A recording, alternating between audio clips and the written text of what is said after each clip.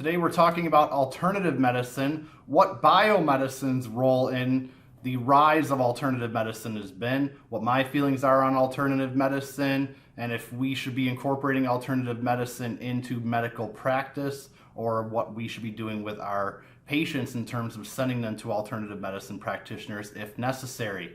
That's what we're talking about today on the podcast. It's a pretty big topic. I'm going to chew around the edges of it a little bit, maybe dive a couple spots in and really kick off some things, but there's going to be a little bit of controversy and discussion about this. That's the whole point. Get people talking, get people thinking about these things, release my thoughts to the world about these, and let's spark some discussion. So after the intro, we're going to come back talking about alternative medicine.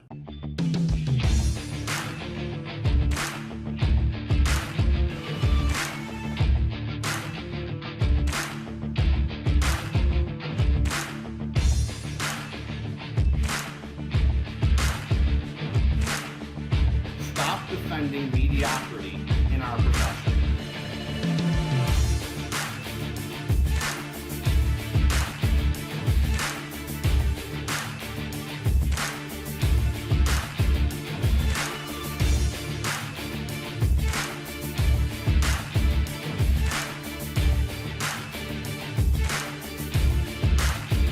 Welcome back, and thank you for joining me on the Dr. Krol PT and Fitness Podcast. I am your host, Dr. Lee Krol. You know what the deal is at this point. If you made it this far, like, share, subscribe, hit that bell so you get all the notifications if you're watching this on YouTube. Share it, talk about it, put some comments in there. Let's share it to your friends. Get people talking, get the discussion going. That's the best way to grow this channel and to get the words out there. Today, we're going to be talking about alternative medicine. And this is kind of a large topic. There's a lot of things, rabbit holes we can go down.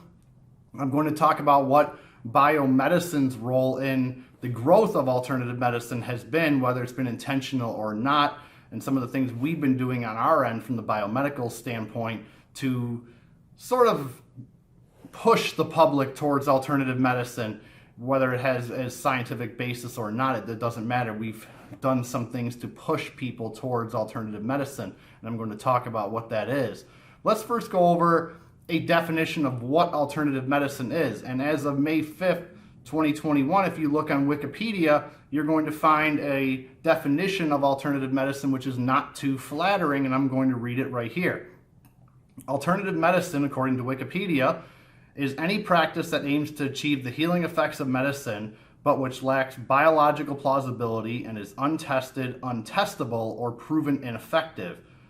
Complementary medicine, CM, complementary and alternative medicine, CAM, you'll see that on the Johns Hopkins website if you go there. Integrated medicine or integrative medicine, IM, and holistic medicine are amongst many rebrandings of the same phenomenon.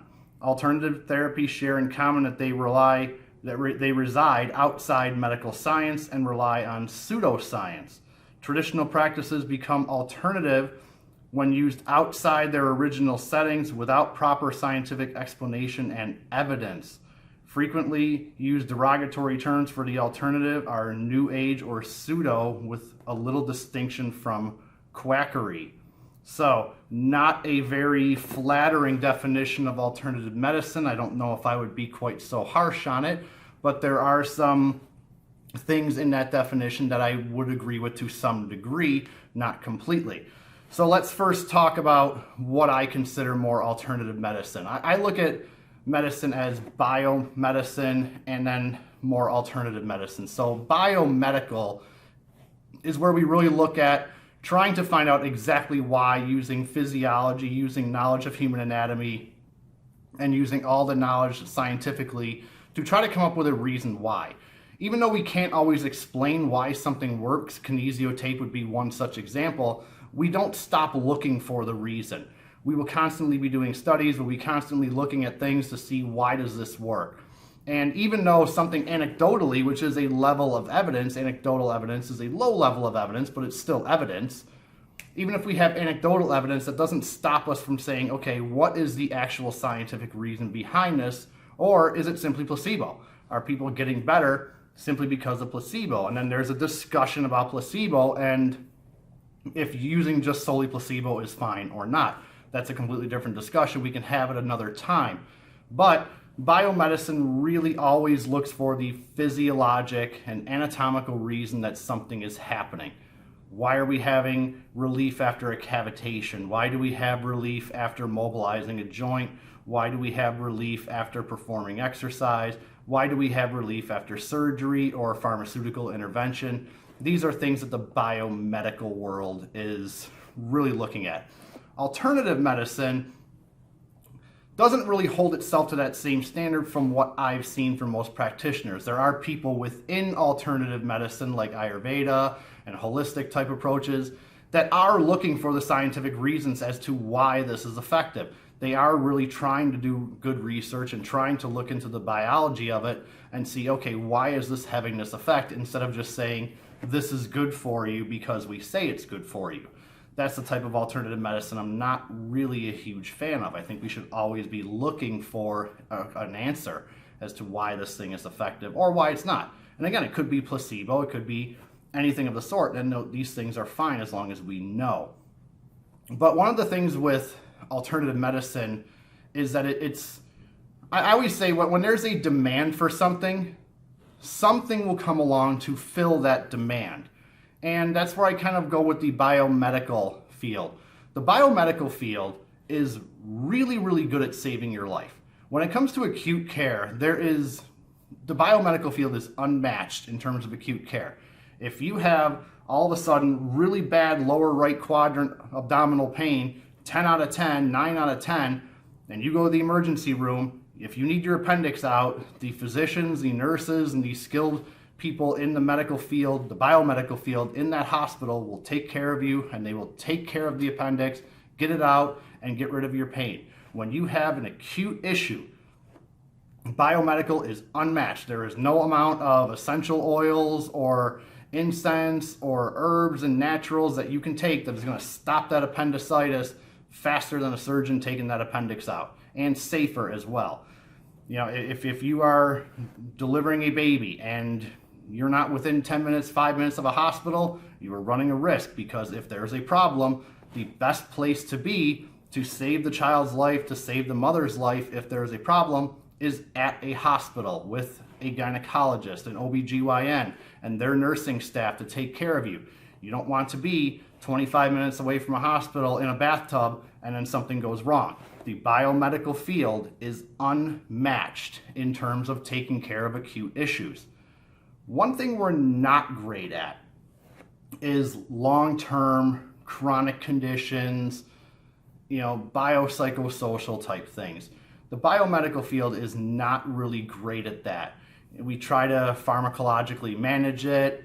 We know that there are side effects to pharmacological intervention, but it's really the best tool we have on the biomechanical side or the biomedical side. And so we give people pharmaceuticals and they don't really get better, or they get addicted to them, or, there's all sorts of series of problems when maybe just taking a walk and meditating and having good social interaction and removing bad relationships and toxic environments could be the best thing that will help them more than our pharmacological intervention. But we can't really explain why that happens, why a reduction in toxicity or getting off of social media, which can be an aggressive, toxic environment, or taking a walk and getting fresh air. Why do these things from a physiological standpoint really tend to help people who have long-term chronic conditions that are not either well diagnosed or well managed by the biomedical field? And because the biomedical field has this issue, this is one of the issues, we're not really good at taking care of those conditions. Something else will come along to help fill in that gap. There is a demand to help take care of these chronic conditions and to help stop these conditions before they ever become a problem. And this is where the alternative biomedical or biopsychosocial group of practitioners is really coming into play. And a lot of them, they remove the bio side of it and just do the psychosocial side or spiritual side. And again, not a lot of science behind it, not able to really explain what they're doing or measure it, but anecdotally, they're making people feel better. Why is that? Who knows? It could be placebo effect. It could be just that the their patient or a client feels that I'm getting much more attention from this person. This person is actually looking at me as an entire person, not just the nuts and bolts and treating me like a car and just looking at anatomy and physiology, but they're looking at my emotional health, my mental health, my spiritual health, my nutritional health, all that type of stuff that they're really looking at on the alternative medicine side, where the biomedical field is failing them or they feel that they're being failed by that field. One of the other real things, and this is again an overarching concept in my podcast that I've been talking about, is the devaluing of our profession. I speak mostly to the PT side of things, but really this is a problem all through medicine. Yeah, as a little side note, I had to go see a urologist one time, and when I was sitting in the room, I could hear the urologist talking to other patients. I couldn't hear what the urologist was saying, but I could hear the urologist talking to other patients, and when the conversation would finish up, I could hear the door open. He would come out, do a quick dictation of his note, and move on to the next one. So I grabbed my phone and I started timing it. The urologist would go into the one room in this hallway. He'd be out of there in 3 minutes. Dictate the note, 6 minutes, on to the next room total. Into that room, in and out in a minute and a half. Next room, in and out in 3 to 4 minutes.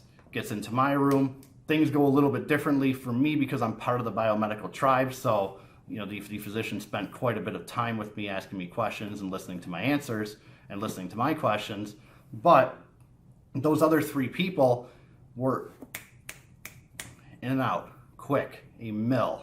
Physical therapy, not much different. You walk in, there's 3 PTs working, but there's 14 treatment tables. What does that mean? That means each PT is seeing no less than 4 patients at the same time or every hour. And this is a problem. You go to the PT as a client with chronic low back pain, chronic knee pain, chronic hip pain, chronic headaches, cervicogenic type headaches, and the PT's not really spending any time with you. So you're not doing your exercises well. You may not even be doing them at all. You may be doing them incorrectly. You're not getting the attention from the PT. The manual therapy is really shotgun. You're getting the same programmed modalities every single time you go there, and you just don't feel like you're getting attention. One of the things that's very soothing to people is attention. Just having someone take their time talking to them, just having someone even just putting their hands on them. There's a lot of manual therapy that gets done that people feel a benefit to it simply because there is a tactile response, simply because someone's putting their hands on them. You're putting your hands on them and you're saying you're doing this, you're saying that, I'm adjusting the flow of cerebrospinal fluid between one side versus the other. You're not, it's garbage, but you still have the person in a low stress environment, you're putting your hands on them for a long period of time, they're going to feel better. So when we have the biomedical model that sees a lot of patients rapid fire, you're not getting a lot of time with the physician's in and out of your room, the PT's in and out of working with you, you don't feel like you're getting the care that you need, you don't feel like someone's taking your long-term, lifelong chronic condition seriously, so you go and find an alternative medicine practitioner who will take the time.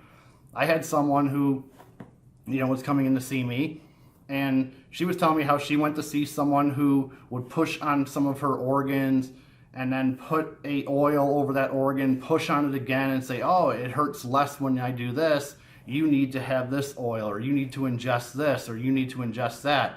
And I'm looking at this patient, I'm like, what? What are we talking about here? Well, they pushed on my spleen, and then they put lavender on it or something, so now I gotta take this, and no science behind this at all. No reasonable explanation as to why this would work. Just, this is what they're doing. And this person paid hundreds of dollars to go see this practitioner. So cost isn't the issue. People will come to see a private pay PT. When people balk at the cost, it's because they don't feel that PT or the physician is going to help them. It has nothing to do with the money in an overwhelming majority of cases. They just don't feel that the biomedical profession is going to give them the time. I've seen 3 other PTs before. Why should I pay you $150 to see me when you're just going to do the same thing everybody else does? And that's why I get so upset about my own profession not doing their job. But people will gladly spend $200 for someone to push on an organ, pour a little lavender on it, push on it again. Hey, it doesn't hurt so much. You can buy this lavender that I just coincidentally happen to sell here. What a shock, right? So I'm not saying that all alternative medicine practitioners are like that, but what I'm saying is people are so disenfranchised with the biomedical model that they are going to go over here almost out of desperation. And this is the biomedical field's role in the rise of alternative medicine in the United States. I always say if you want something to change, you have to change it from within yourself first. So all of us in the biomedical field, we can have problems and have criticisms and critiques with the alternative medicine people all we want. And it doesn't matter how valid our critiques are. If we keep doing a shitty job, and that is the point blank way of saying it, if we keep doing a shitty job of taking care of our patients and doing the customer service and making them feel like their problems really matter to us, then they are going to go over here and they are going to talk to alternative medicine people who, some of them quite simply put, don't care about the science. They don't care about why something works. They don't care if it's been proven to be dangerous. It doesn't matter at all. They will mix their own supplements that we have no idea what's in them, and people will gladly take them. Although people will complain that, I don't trust pharmaceuticals, even though you can pull any pharmaceutical off the shelf at Rite Aid, CVS, Walgreens, and it is 99.9% pure of what they say is in the bottle. They can account for it. With some of the supplements that are brewed together by alternative medicine practitioners or even larger companies that are selling supplements, we don't know what's in them, but people gladly take them, and they'll pay top dollar to take them because this individual who spent the time with this patient, with their client, they spent the time talking to them. They took a good history of them, finding out what their family life is like, what their home life is like, what their nutritional profile is. All of these things. It doesn't matter if they're doing anything good with that information. All that matters is they're making the person feel like this person actually cares about trying to fix our problem. This person actually cares about me. And they're not feeling that way from the biomedical model. They're not feeling that way from high volume PTs and high volume physicians and overworked nurses at hospitals. They're not feeling this way from all of us in the biomedical field. So if we want to I'm not saying we should slow the growth of alternative medicine, but if we want to be able to hold them accountable, we can't just take shots at them. We have to do a really good job with taking care of our patients and upping our quality of care as high as possible, and then saying, you know what, we've upped our quality of care, we're still not doing a good job with taking care of people's spiritual health, their emotional health, their home life. We're not doing a good job of getting them to the right people in our world to take care of these issues. So maybe we can work with these alternative medicine practitioners to say, we want everybody to be held to a high standard. We want to know what's in your supplements. We want to study real studies, try to figure out why these things are working for you. Why are you having so many anecdotal success stories with these people, with some of the alternative medicine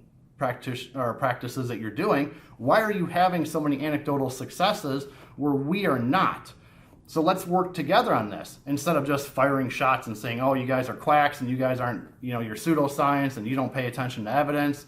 And the alternative medicine practitioners saying, well, you guys don't look at their spiritual health, you don't look at their emotional health, you don't take parts in this, you just want to drug everybody up. And that doesn't do anybody any good, because the people caught in the middle, the chronic pain, the chronic condition clients, they're the ones that really suffer from all of us not doing our job. And really, it kind of starts with us on the biomedical side.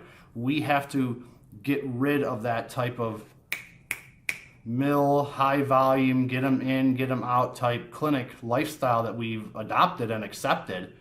And we have to start treating at a very high level, or else the people are going to go, they're going to talk with their feet, they're going to talk with their wallets, and they're going to go to an alternative medicine practitioner who in some cases maybe doing more harm than good, maybe stringing the person along, complete charlatanism, the completely unchecked Wild West type environment that is going to breed some of that type of stuff, circled around a bunch of really good people who are trying to do a great job alternatively. They're not trying to get people pharmaceuticals, but they're just going through, let's get your home life right, let's get your stress levels right, let's get your eating right, let's get your hydration right, things that we should be doing in our field as well.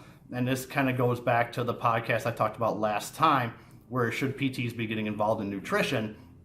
And my basic thought on that was PTs should know enough about nutrition to know there's a problem and then get them to the right person, which would be a nutritionist or a dietitian.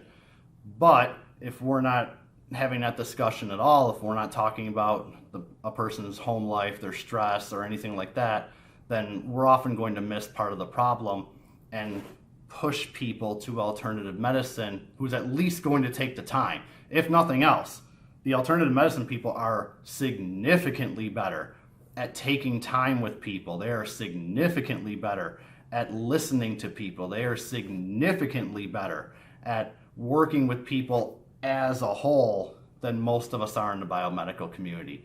So that's really our role in pushing people to alternative medicine. I don't think there's a problem with alternative medicine if done the right way. I don't think there's a problem with alternative medicine if the people within the alternative medicine field are trying to find out the scientific reason why something works and getting rid of things, even if there's ancient texts out there and ancient studies and ancient histories that say, oh, we should be doing this, even though we're finding out that, okay, this is actually poisonous and this is a problem.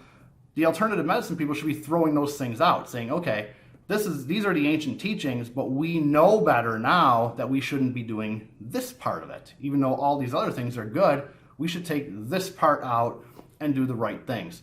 So in the biomedical community, we have to do a better job of treating people the right way, getting rid of the high volume stuff. Within the alternative medicine community, they need to do a better job of getting rid of some of the charlatanism and the quackery within the field and trying to hold themselves to a higher scientific standard. Once those two things happen, then those fields can really merge and really start to do a great job. And I think that would be a really big component to improving healthcare in the United States significantly. If the biomedical model does its job and the alternative medicine field does its job in terms of trying to hold itself to a scientific standard, then we're going to get along great and we're going to do a lot of great things for people out there. But firing arrows at each other simply is not the right answer, and it's not going to do anybody any good. That's my take on alternative medicine. If you like what I had to say, hit that thumbs up down there, hit that like, subscribe, send it to people you know, alternative medicine practitioners, biomedical practitioners, send it to them, and let's get this discussion going. Let's find out what we can do to make everybody better, both fields, the biomedical field and the alternative medicine field. What can we do to make everybody better? What can we do to keep our patients healthy and reduce the risk of illness before it ever gets to that point? I always talk about prevention. Alternative medicine can do a great job in that if we all start working together the right way. So this is Dr. Lee Krol on the Dr. Krol PT and Fitness Podcast. I'm signing off. I will see you next time. Thanks for tuning in.